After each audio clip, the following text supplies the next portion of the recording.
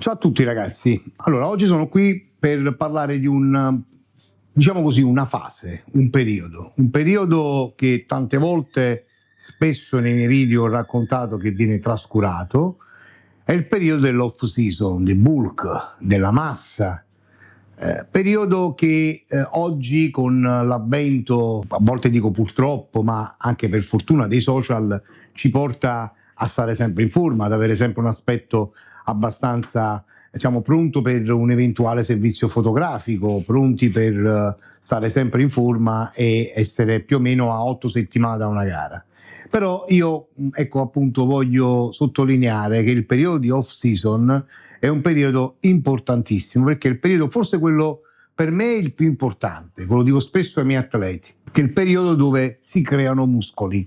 Noi fondamentalmente in cut non facciamo altro che tirare fuori quello che abbiamo costruito. Quindi senza questo periodo non possiamo avere dei muscoli importanti da portare on stage. Come si affronta un periodo di off season? Quali sono le armi da portare in campo e far sì che poi si incastra con il periodo di cut?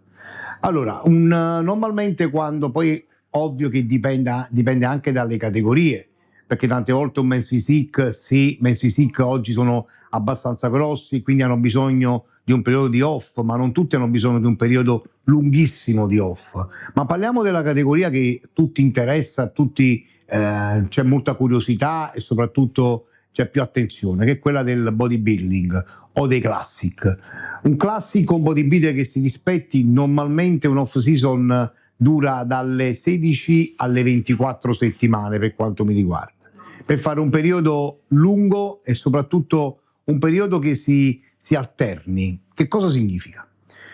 Partendo dal presupposto che fare un periodo di off season bisogna anche capire se l'atleta è disposto a poter, anche predisposto soprattutto a poter ingerire tante calorie per far sì che cresca, e in alcuni periodi abbinato, poi le calorie devono essere abbinate ad un sistema allenante per far sì che si incastri tutto. Mi piace iniziare con le prime 4 settimane, dove normalmente lascio i carboidrati fissi. Che cosa significa? Che scelgo una quota proteica che l'atleta riesce a gestire durante la giornata, e quindi facciamo un esempio, partiamo con 800 grammi lordi al giorno. Le lascio per 4 settimane. Quello che accade in queste 4 settimane, spesso mi succede che tanti atleti mi dicono: coach, non riesco più a mangiare così tanti carboidrati fissi. Quindi che cosa faccio? Nelle prime 4 settimane faccio una sorta di riempimento, quindi cercare di dare il più possibile, salire il più possibile con i carboidrati. Attenzione, non considero i carboidrati del post workout, quindi questi 800 grammi sono separati da quelli del post workout, quindi in aggiunta del post workout, che tante volte per me fondamentali sono le ciclodestrine glycobol, che utilizzo sia nel pre che nel post workout. Tante volte, molte volte, utilizzo l'Energan nell'intra workout, che mi permette, in base agli allenamenti che tiro fuori, mi permette un pump e un recupero maggiore sia nell'immediato post workout, ma nell'intra workout mantenere un bel focus e un bel pump per tutta la durata dell'allenamento. Quindi oltre agli 800 grammi, e ripeto, questi 800 grammi sono un esempio, ok? Possono essere 800 per un atleta, 600 per un altro, o addirittura 1 chilo per un altro atleta, senza considerare il pre, l'intra e il post workout. Quindi arriviamo più o meno ad 1 chilo, 1 chilo e 2, 1 chilo e 100, senza considerare appunto quelli di frutta o anche di verdure che si possono aggiungere indirettamente alla giornata. Per 4 settimane lascio così. Normalmente ci sono atleti che mi dicono che si sentono pieni. Pieni significa che non riescono più, come dicevo prima, a buttare giù tante calorie. Allora qual è la mossa da fare? Questo è un consiglio che do un po' a tutti.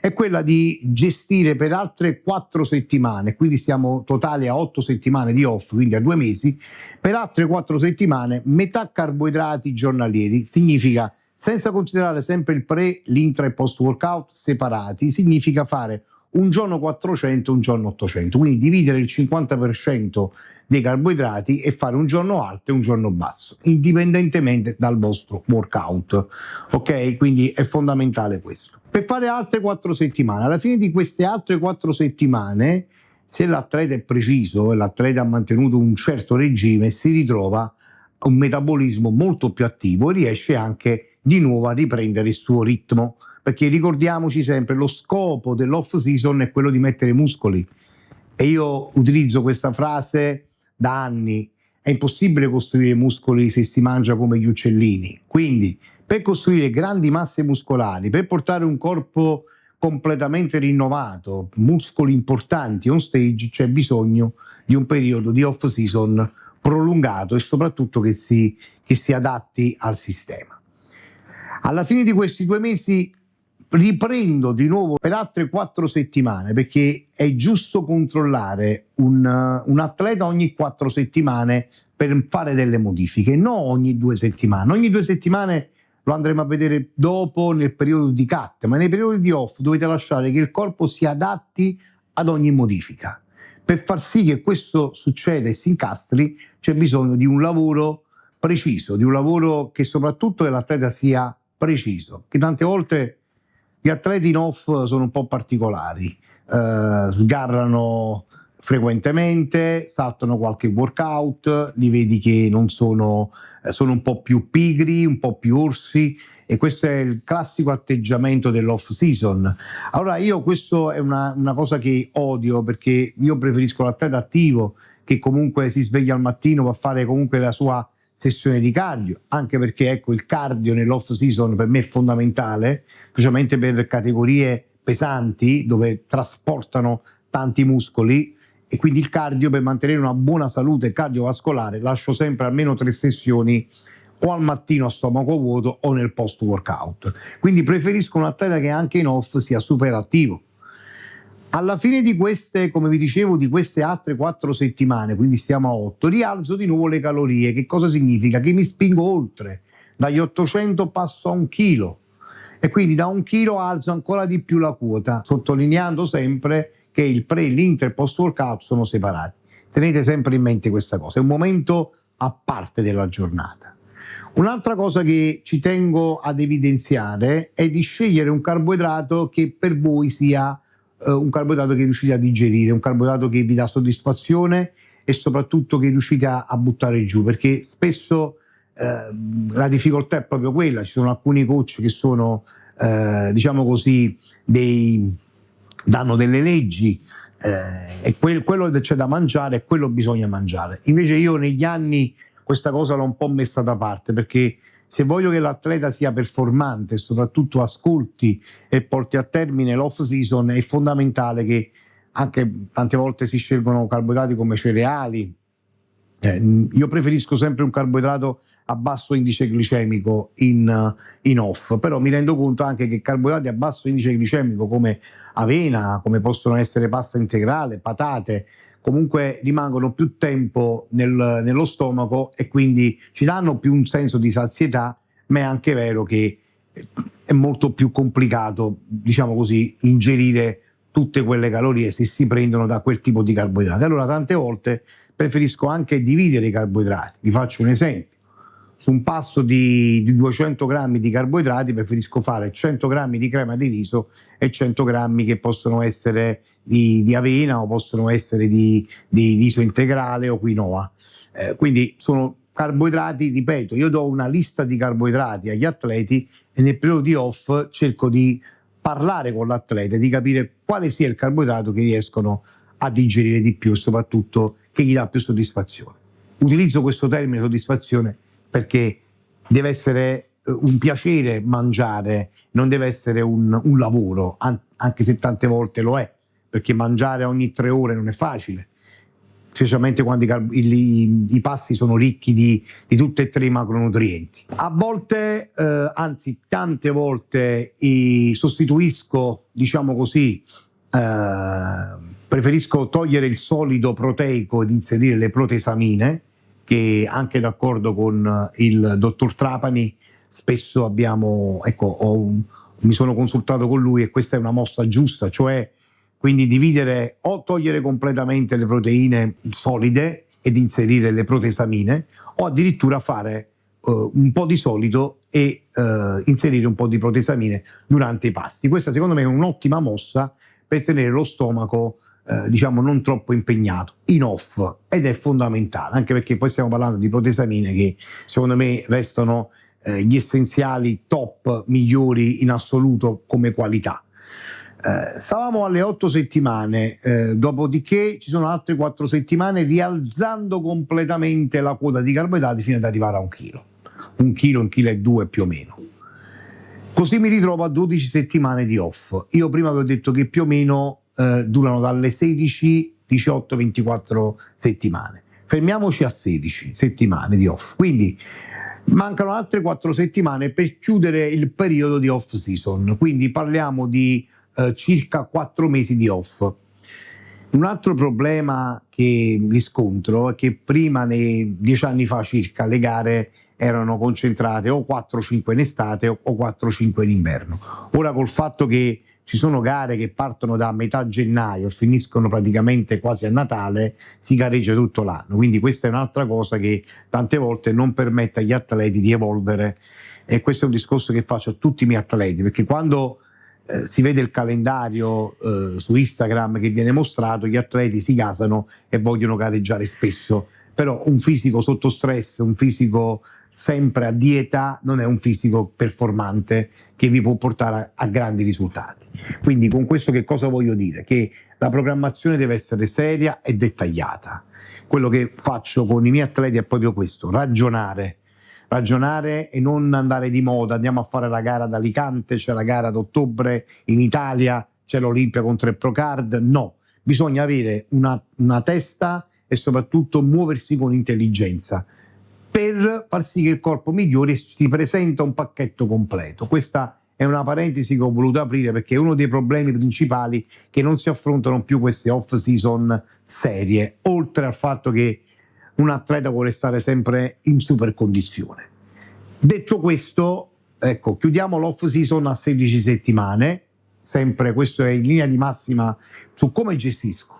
Abbiamo altre 4 settimane e quindi dai carboidrati fissi alzati di picco fino ad arrivare a 1 chilo, 1 chilo e 2, che cosa facciamo? Adesso ci giochiamo la carta, perché davanti a noi ci sono altre 4 settimane che si aprono le porte poi del cut, del pre-contest, e forse questo è il momento più complicato, perché ho visto atleti avere una pienezza importante a fine off e poi nelle 4 settimane finali che si deve incastrare il lavoro con il pre-contest perdere tutta quella pienezza, perché tante volte non si regolano per bene le calorie. Ricordatevi che nell'off season è importante aver fatto un grande lavoro metabolico che vi permette di avere un corpo che ragiona e risponde ad ogni minimo segnale, ogni minima modifica. Questo è fondamentale. Abbiamo un corpo fino a questo momento che ha 1,2 kg circa di carboidrati, quindi è una macchina. Riuscite a essere performanti. Durante i workout avete una grande forza, avete una grande focus, durante la giornata riuscite ad essere super attivi, non siete orsi. Queste sono le off season serie e dettagliate. Le altre 4 settimane prima del pre-contest preferisco fare, in questo caso, 2 giorni bassi, tra virgolette bassi, e un giorno alto. Che cosa significa? Abbiamo 1,2 kg di carboidrati, quindi facciamo, esempio, 2 giorni a 800 grammi e un giorno a 1,2 kg. Quindi sempre indipendentemente dal vostro allenamento. Non significa nulla giorni on e giorni off. Diamo al corpo questi segnali, quindi 2 giorni bassi e un giorno alto, e facciamo altre 4 settimane. Ci avviciniamo sempre di più alle ultime 12 settimane pre-contest, più o meno calcolo dalle 12 alle 10 settimane, per far sì di tirare fuori i dettagli e portare un pacchetto completo. Che cosa dovete tenere in considerazione però dell'off season? Fondamentale, di non ingrassare. È importante guardarsi allo specchio e non guardare solo la bilancia che sale, perché il problema di ogni atleta è che si legano a un numero sulla bilancia e tante volte per loro è come se sul palco si salisse con la bilancia in mano, vince chi è più pesante. Invece non è così. bisogna portare proporzioni, bisogna essere perfetti in ogni posa che si fa. Questo riguarda un po' tutte le categorie. Quindi è importante che mantenete un grasso corporeo che non sia troppo alto e soprattutto mantenere la frequenza di battiti cardiaci quando affrontate il cardio da 120 a 130. Questo è fondamentale.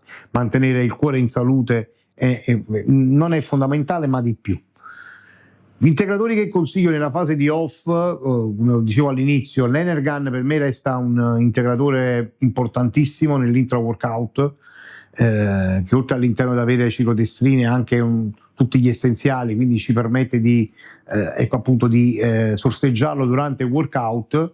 Tante volte aggiungo anche un po' di acqua di cocco a questo mix e quindi per me l'Energan è fondamentale nel tutto il periodo. Le ciclodestrine, le glicoball post workout restano per me il miglior carboidrato che esiste come assorbimento e soprattutto proprio come velocità. Poi le ciclodestrine ci regolano anche la glicemia, che è fondamentale in questa fase. La creatina a periodi, dipende dal workout, dipende da quello che stiamo affrontando, ma la creatina per me resta integratore fondamentale per i periodi di off, quindi io normalmente la inserisco pre e post workout, quindi nei giorni di rest non la faccio utilizzare, la aggiungo solo nei periodi di allenamento, quindi i giorni di allenamento, pre e post workout. Arrivo più o meno a 12 grammi al giorno, poi per l'appunto dipende dall'atleta che ho di fronte. Per quanto riguarda poi tutti i resti degli integratori, che parliamo di integratori che abbassano il cortisolo, e la Yamamoto ha tantissimi integratori, una vasta gamma che ci permette di, a noi coach appunto, di inserirli come... Io dico sempre che la Yamamoto mi ha messo a disposizione un'armeria e uno tira fuori le armi in base a quello che deve affrontare. Quindi integratori che regolano, che abbassano il cortisolo, che lo regolano. Abbiamo la ashwagandha che secondo me messa sia al mattino sia nel pre-nanna è fondamentale, specialmente nei periodi di pre-contest. Il Regexil, prodotto che a parer mio, specialmente la New Formula, fantastico. Ho avuto ragazzi atleti che avevano problemi di insonnia, quindi non riuscivano a recuperare, non riuscivano diciamo, a dormire quelle 6-7 ore consecutive. Con Regexil ci siamo ritrovati che hanno risolto i problemi. È veramente un grande prodotto che personalmente lo faccio utilizzare quasi 12 mesi all'anno.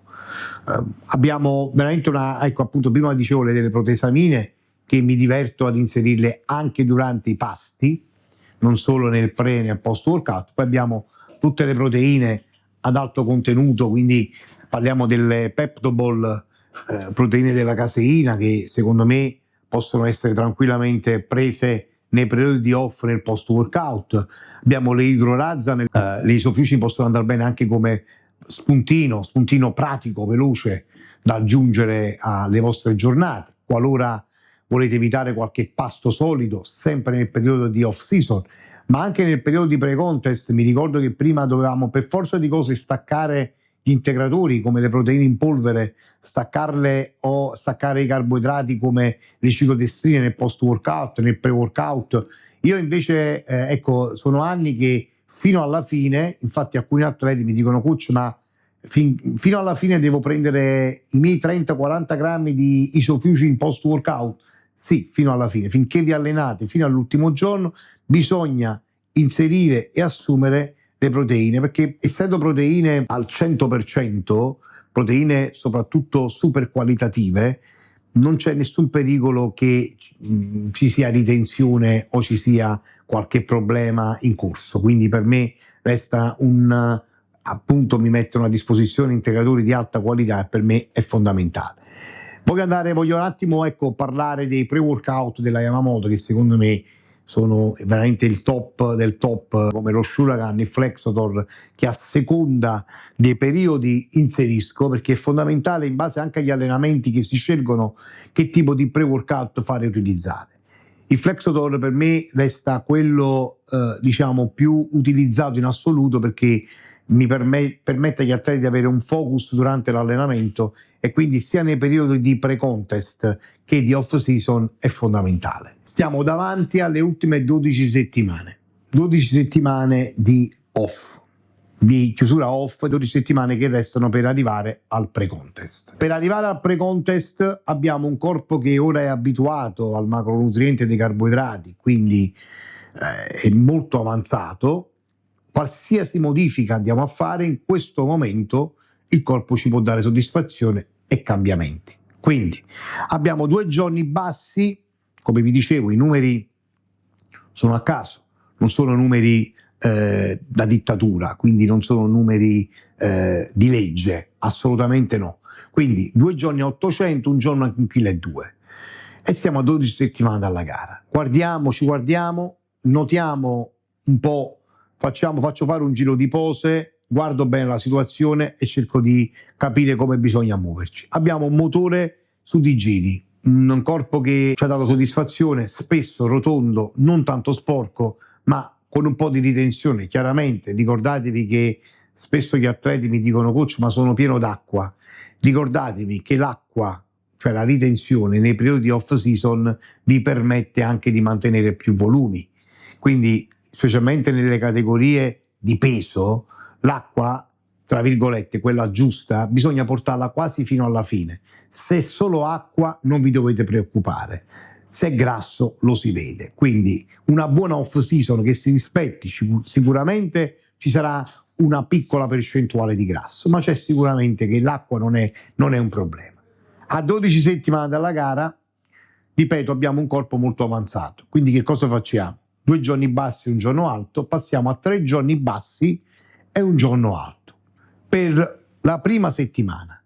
Quindi man mano cerchiamo di fare delle piccole modifiche che ci permettono non solo di mantenere i volumi, non solo di mantenere una testa lucida, perché il problema delle off, ripeto, e l'incastro col pre-contest è proprio questo, è quello di avere delle calorie molto alte nel periodo, poi quando si attacca con il pre-contest, si tagliano subito le calorie e si crea quella fase di svuotamento che il corpo diventa ombra di se stesso, quindi si svuota totalmente.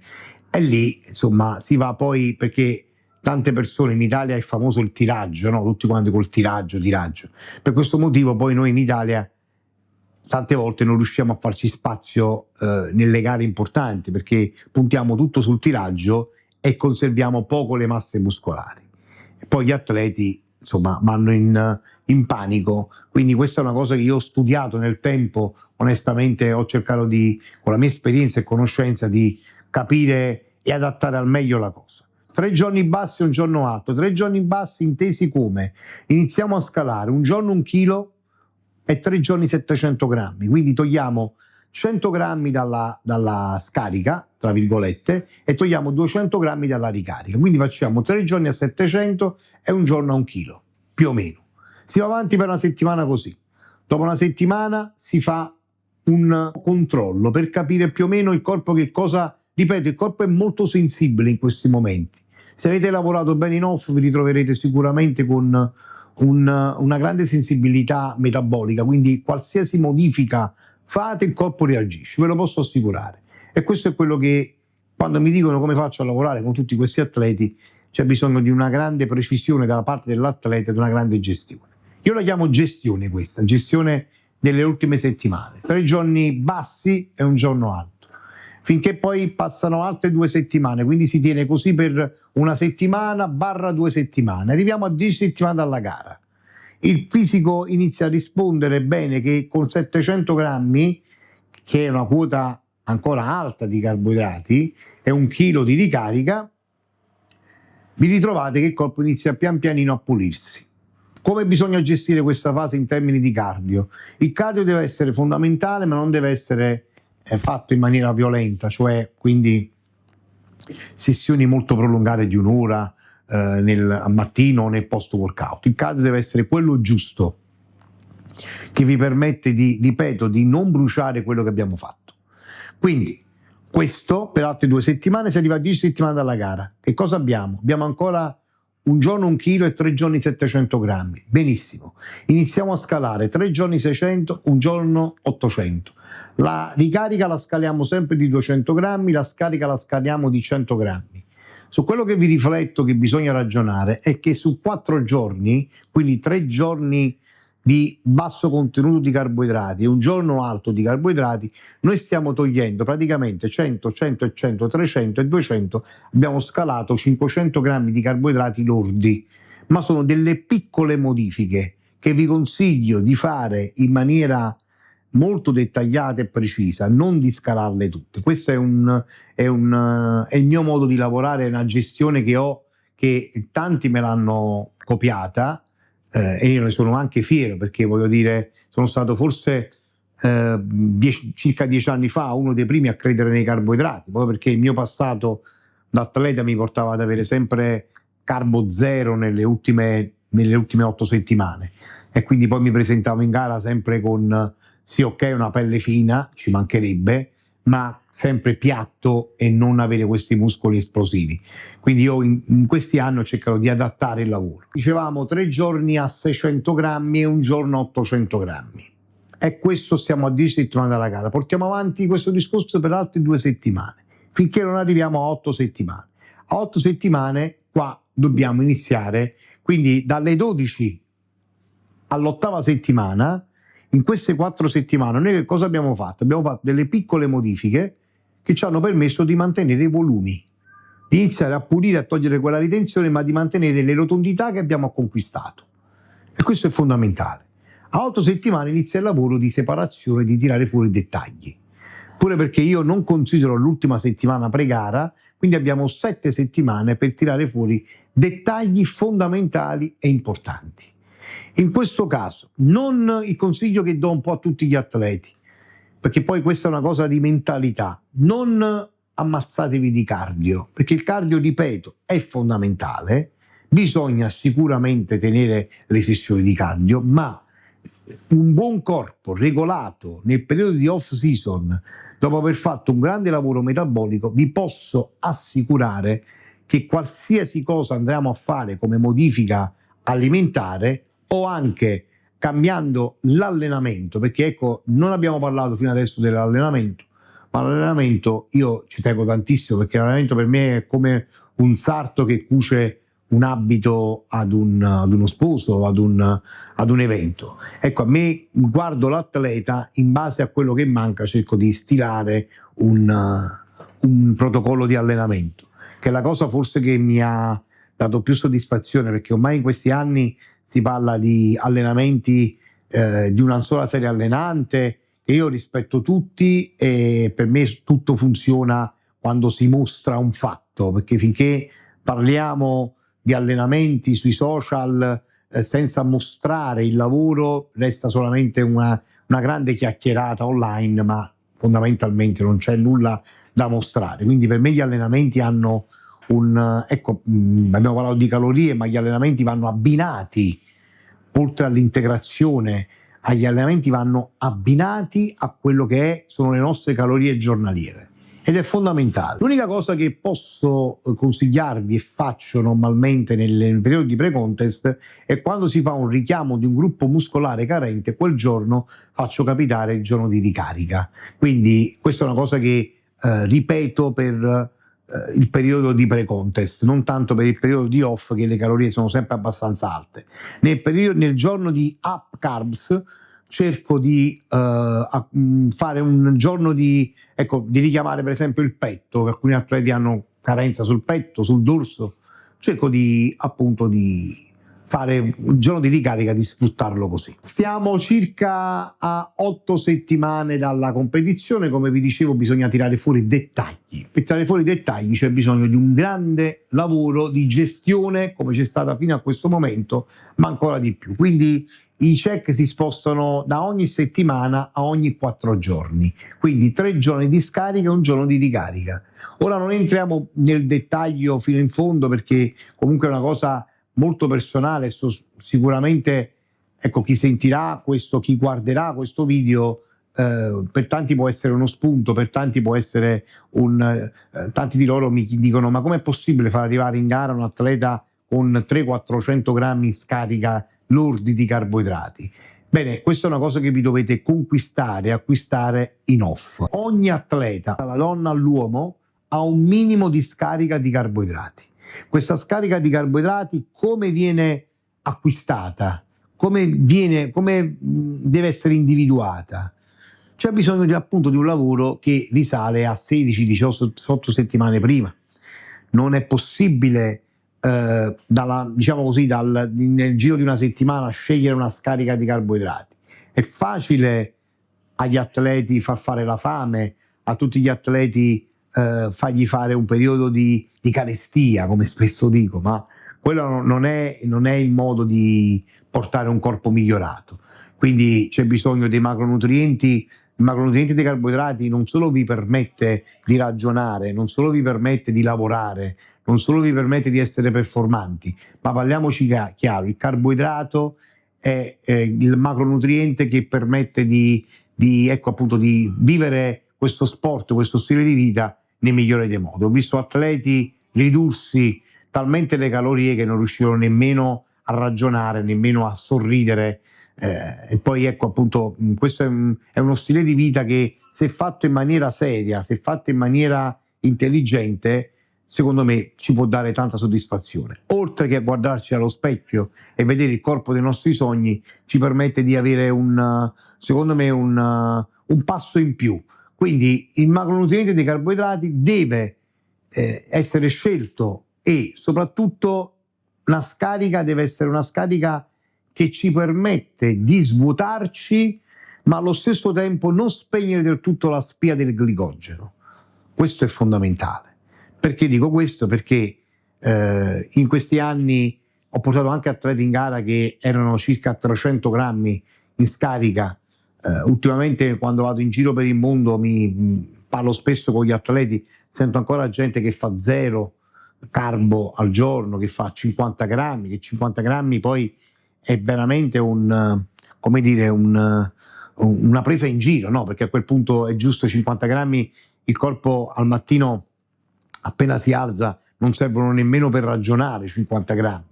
Se si fa il corridoio di casa si sono già stati consumati, quindi voglio dire, è facile far fare la fame agli atleti, questa è una cosa che dico spesso. La cosa fondamentale sicuramente non è uno stile di vita fatto di grandi abbuffate, no, ma è uno stile di vita che deve essere un qualcosa di serio, che ci permette di essere performanti sia nella vita quotidiana che sul palco. Questo è fondamentale.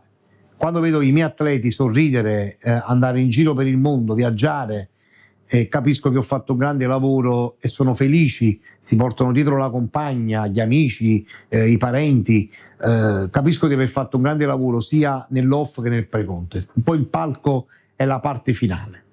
Tutto questo discorso per dire che i periodi vanno alternati e vanno soprattutto gestiti. Quindi il periodo di off che va dalle 16 alle 24 settimane, vi ho fatto degli esempi su come possono essere gestiti i periodi di off, da tenere in considerazione che non riuscirete ad ingerire tutte le calorie. Alcuni periodi entrerete in una fase di stallo che il corpo è saturo di mangiare così tanto, e quindi io vi consiglio di alternare dei periodi di mini cut, io li chiamo periodi di mini cut, per fissare un peso, per accelerare il metabolismo e continuare a mangiare. Ricordatevi che le calorie alte vi permetteranno di avere il corpo che desiderate e soprattutto un corpo migliorato nei suoi punti carenti. I punti carenti migliorano solo ed esclusivamente, non date retta a tutte queste formule magiche che ci possono essere in giro. Il bodybuilding è fatto di semplicità, la semplicità che dietro ad un discorso complesso è l'arma, secondo me, principale. Quindi, detto questo, io spero di essere stato abbastanza esaustivo e chiaro sui periodi che si possono affrontare. Nei periodi di cut, ripeto, preferisco, è una cosa che dovete tenere in considerazione, è la gestione. Che vi preparate da soli o vi prepara qualcuno, ricordatevi di fare ogni settimana un aggiornamento. Guardatevi allo specchio sempre con la stessa luce, fatevi delle foto, fatevi dei video, ragionate su quelle che possono essere, su quello che avete fatto il giorno prima. Quindi ho ricaricato a mezzo chilo di carboidrati, oggi che cosa mi ritrovo? Il peso che è salito o è addirittura sceso o è rimasto quello? guardatevi allo specchio e guardate pian pianino che i dettagli si scoprono sempre di più. Quello che vi consiglio nei periodi di cut, cercate di conservare quanto più masse muscolari possibili. Solo così vi fa capire del lavoro, capiamo il lavoro che abbiamo fatto e soprattutto i passi avanti che sono stati portati al termine. Altrimenti ci ritroviamo in un'isola di catabolismo e rimaniamo lì. Io la chiamo l'isola dei famosi perché poi tutti fanno questi enormi periodi di fame, dove la fame poi ci porta a non essere lucidi. Sicuramente, ripeto, non è come andare in crociera e rilassarsi, però credo nella gestione e i miei atleti sono la testimonianza di un lavoro svolto a regola d'arte.